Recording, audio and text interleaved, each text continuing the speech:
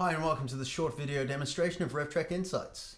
This video is going to showcase the Chronological app. The Chronological app is in the new series of migration reports.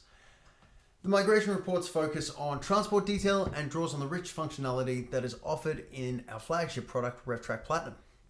The migration reports are specific to transports and include details about location, source, and how they have been migrated.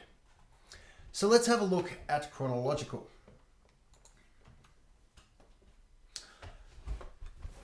As most of our reports, it's filter driven. If I hit search without any specific filters, what we'll see is a list of all imports known to RevTrak Insights across all monitored systems. And you can see the date stamp and the date and time stamp goes all the way back to 2010. And these are sequential according to how they were imported and the date and time, which is why we can see that there are different systems and clients in different sequences here. We have a lot of options around how this data can now be filtered to make it more useful. So for example, I might be interested in transports that only were sourced from this A47 system. We can see the total known imports that have occurred here are now 461 across all of my controlled systems. We can also further add conditions to the filtering. So for example, a transport time. I might be interested in all the imports that have occurred in the last 12 months.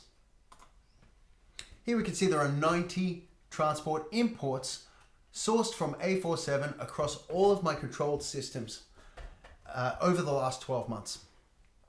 A further condition, I might want to know transport imports that have specifically occurred in production.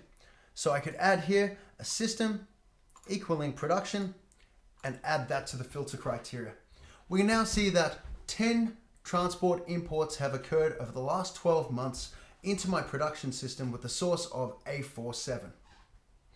There are some other really good filtering options that are available. And you can see we can go suppression options too, including suppressing client independent, client dependent, hybrids not in a specific client, and we can also suppress consecutive duplicates. So if transports were imported multiple times into a single location. I hope this has been helpful. Please feel free to reach out to us if you would like more information.